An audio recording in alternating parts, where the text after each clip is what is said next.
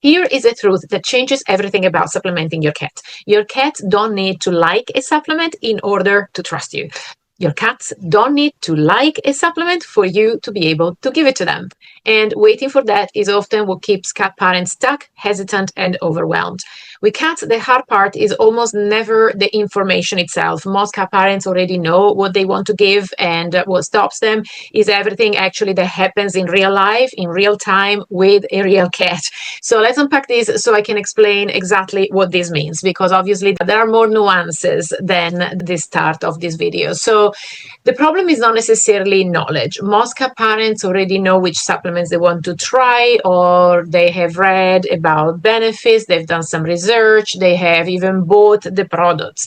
And yes, there is a lot of value in having a professional guide you on what to give for a certain situation, because I will, for example, hear a cat parent discuss their cat's health, and I will look at data like blood tests and other things that the cat parent brings me, and then I will look at other factors, and I will give the most effective protocol with the least amount of supplements, which is very efficient and very advantageous. And I can also advise on scheduling this properly, or what not to give with what, and what format of supplement is best or is more palatable or more effective, and so on. So yes, of course, if you are not sure what to give, there is definitely value in having a consultation with a professional to clarify what to do, and then you are off to a great start. However, in many cases, the supplements are already in the cupboard. So the problem starts when it's time to actually give them. So this being the common thread of these comments brings me to think and conclude that the real problem is usually fear of breaking trust. You hesitate because your cat looks unsure, or your cat turns their head away, or your cat stiffens slightly. And then what happens is that you stop in the middle of your action, you back off, you tell yourself, I don't really want to push, and maybe I'll try again later. And then what your cat experiences in this situation is uncertainty, mixed signals, and some tension. So now, trust is not built by stopping, it's built by being clear and calm. And I'm not saying at all that you shouldn't stop sometimes. Reading body language is indeed very, very important. But there are signals that you should not override, and there are also signals that you can absolutely challenge a little. So your hesitation is like a silent confidence killer. Your approach is slow, a little bit too slow. Maybe you hover near your cat and then you change your mind halfway, or your hands aren't sure where to go, or you realize that you don't have all you need all of a sudden, and so you sort of back off, and then maybe your voice changes. And cats read these signals instantly. And what happens next is that the cat braces and the cat pulls away and the cat resists more next time. So the key point to remember here is that hesitation teaches your cat that something is definitely wrong. Now, let's talk about timing, meaning why the right moment rarely comes in this situation. So you end up waiting until after meals maybe, or when your cat is awake, because you don't want to disturb them if they are sleeping. And again, I'm not in any way suggesting that you go and wake up your cat to give them supplements. I haven't said that, but this is something that I hear all the time. Well, my cat didn't present himself to me ready to have the supplement, therefore it wasn't the right time and I didn't give it to them.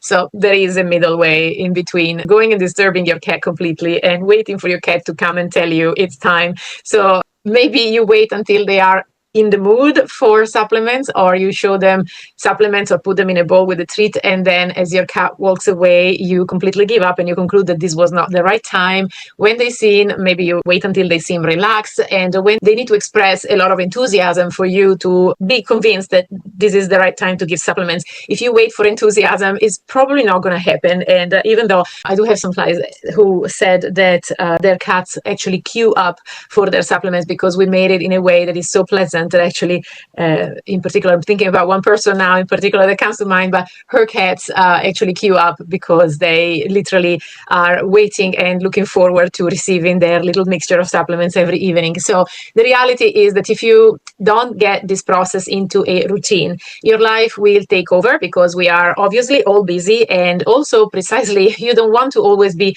hovering over your cat to see what you can add this time or that time to their bowls.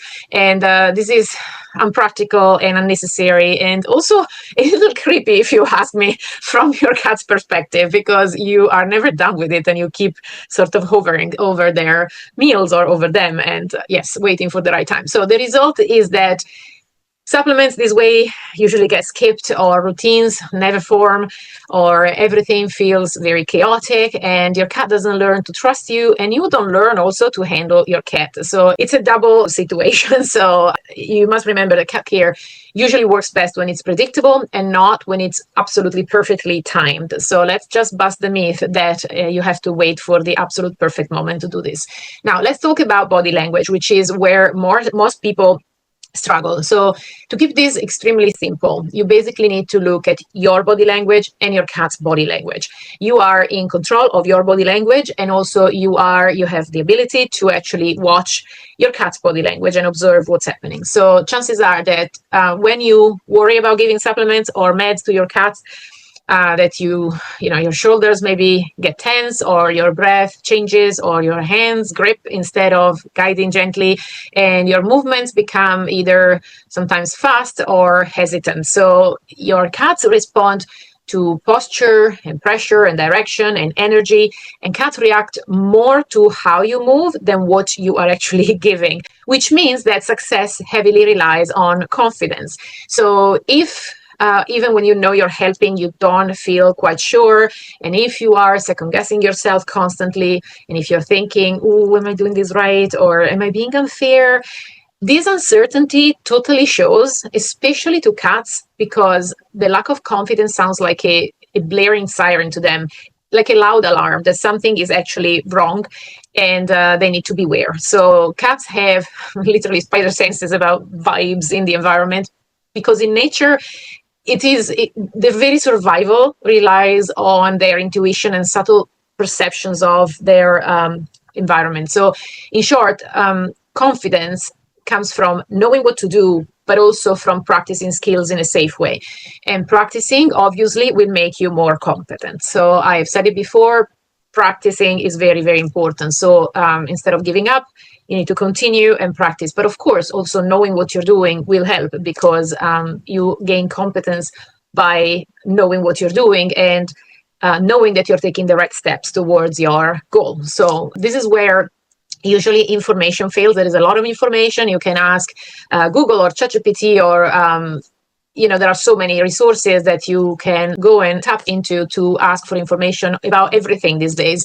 But unfortunately, cats don't give verbal feedback. They cannot tell you, hang on, mom, what are you doing? Please explain to me what you're doing. Or they just have to resort to communicating through body language, as we said. So they communicate through muscle tension, or they have certain tail movements, or piloerection, which is the way the fur moves on their body, or their whiskers turn on their face. And also they have certain head movements or eye changes, their ears change position, and sometimes they vocalize. So they have all different kinds of signals that tell you what's going on in their mind, and these signals usually happen quite quickly, so in literally in seconds. And at that point, you can't Google what's happening in the moment or refer to a checklist to go and have a look and decide. So this is a skill that you learn by doing, of course, once you know the general guidelines. And the problem is, as soon as your cats give you the eye, generally most cat parents go, okay, that's it. It doesn't like it. I better stop. Sorry. And they just give up. So the consequence of this is that most cat parents add supplements to food, because it is the easier thing to do, and apparently, and allegedly, and it is the less involvement things to do. So there is no breaking trust if I add things to food, is there? But unfortunately, it doesn't work that way. And there are very, very few supplements that you can add to food without causing food aversion. And this is only level 0 of supplementation. So you can't rely always on level 0 when you can upscale all the way to level 3. And so yes, some supplements you will be able to do that and rely on just adding them to food, but a lot of others you need to learn the skills to be able to give them to your cats without creating break of trust, but also without having to give up on this, because you are simply taking care of your cats in a superior way. And so yes, we need to find a compromise, as we say. So now the consequence of this, we said before, is that cat parents a lot of the times add supplements to food, and when their cats sniff that food and walk away, the supplements end up back in the cupboard or in the bin, and the cat parents look for something else, maybe a different brand or a different supplements altogether that might be maybe more appreciated allegedly by their fur child, and this only starts the cycle again because and it wastes a lot of money and time in the process, because not a lot of supplements are something that is extremely palatable automatically to your cat, although of course some brands tend to try to make them palatable, but again, you don't want to choose a supplement for how palatable it is necessarily. Yes, that's one factor, but you also want to use a different kind of judgment to choose a supplement instead of another. For example, how effective it is and how good quality that supplement is and how much advantages it brings your cat and how much it keeps them stable and it helps them overcome their condition or not get worse, etc., etc. So this is why liking supplements is the wrong goal here. Don't wait for your cats to like something, because it keeps you passive, it increases hesitation, and also it delays care. So liking is optional. Cooperation is really the goal here. Now, by all means, before you come to the conclusion that I am telling you to give your cats disgusting stuff against their will, I have not said that at all. So what I am saying is that you have a certain range of taste and texture and volume to play with.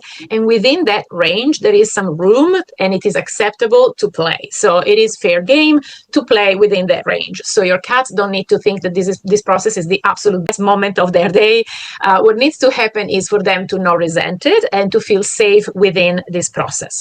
And obviously to like it enough to be able to cooperate with you, basically. So success will look like, what does success look like? Yes, having your cats queuing for their supplements will definitely mean success, but this is not the only time and the only way that you can look at success. Also looks like your cat staying relatively calm during this process, or the process being quite short and without any escalation, or, for example, when there is no hiding afterwards, or when there is no fear build up over time. And the success is definitely not expecting utter excitement about this, or enthusiasm about getting the supplements in their mouth, or a bucket of treats that rains from the sky every time you attempt to give your cat supplements. Even though, yes, of course, reward is always a very important aspect of this process. But yes, you don't have to fill your cats with a bucket of treats just because you dared giving them a supplement. So there is definitely a reward involved in this. You just don't need to overdo it. So the skills that you want to they build over time, and they require definitely repetition. They require some guidelines at first, and also they definitely improve with some feedback. This is very, very important, because feedback is sometimes what we need to realize if what we do is enough, it's right, if we can change something subtle to make this more efficient, etc., etc. So this is also why the Peel Cat Academy will help you with taking care of your cats, especially those dealing with chronic conditions, because this process is about skill building and not dumping a load of information on you without knowing what to do with it and how to get unstuck when you hit an obstacle or a hurdle. So if you are interested in having a look at that and not doing this by yourself, completely by yourself, you can have a look at the link in the description below. And at the moment there is a waitlist in place, but if you watch this video later on when this course has come to fruition, then you will see the link to the course. So it'll be the most efficient link that exists at the time of you watching this video. So remember that if this feels hard, it is normal.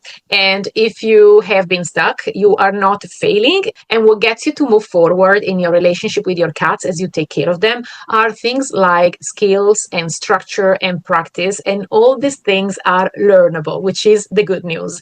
Now, if you want to dive into what to do when cat supplements feel overwhelming, I suggest you watch this video on the screen right now next.